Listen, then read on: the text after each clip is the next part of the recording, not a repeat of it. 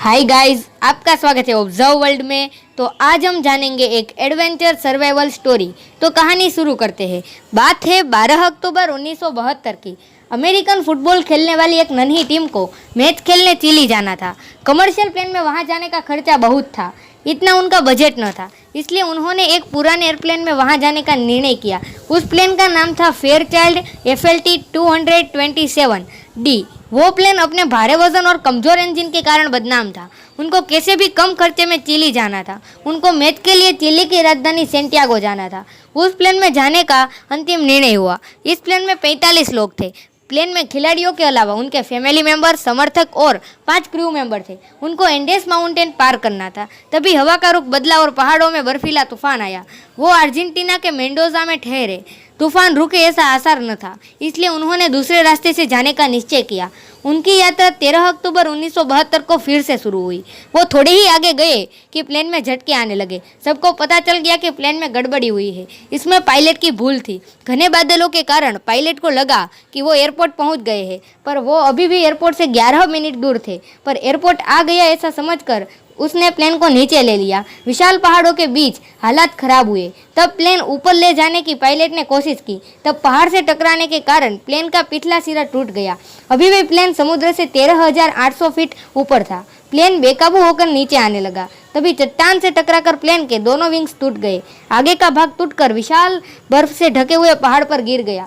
वहां की बर्फ चिकनी होने के कारण प्लेन नीचे की तरफ जाता गया और एक समतल जगह पर ठहर गया। अभी भी प्लेन समुद्र से 11,710 फीट ऊपर था।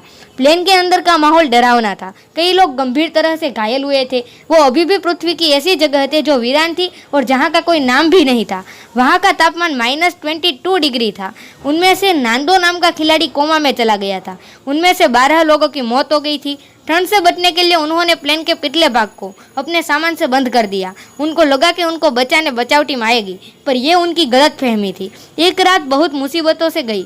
सुबह होते होते नांदो और लोगों की मौत हो गई। उसकी मां मर गई थी और उसकी बहन की हालत बहुत खराब थी। प्लेन का रंग सफ़ेद होने के कारण बर्फीली जगह में उसे ढूंढना बहुत मुश्किल था। अभी कई लोग ऐसे थे कि जिनकी जान कभी भी जा सकती थी।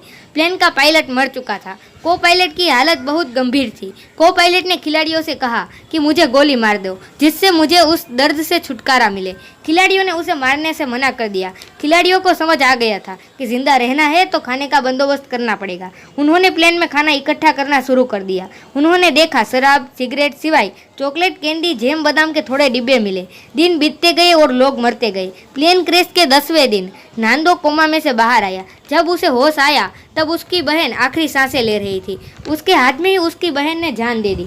उनको पता चल गया था कि कोई बचने वाला नहीं है और कोई बचाने भी नहीं आएगा। सभी भूख से तड़प रहे थे। भूख से तड़प कर जब नांदो का मनोबल टूटा तब उसने कहा कि मुझे इस मरे हुए पायलट को खाने दो। यह बात उनमें से कई के दिमाग में चल रही थी। वहाँ खाना नहीं था। मरे हुए के मांस खाने के बिना जीने का कोई रास्ता नहीं था, इसलिए उन सब ने मरे हुए को खाना शुरू कर। प्लेन क्रैश के 17वें दिन वहाँ बर्फीला तूफान आया। तूफान में और 8 लोगों की मौत हो गई।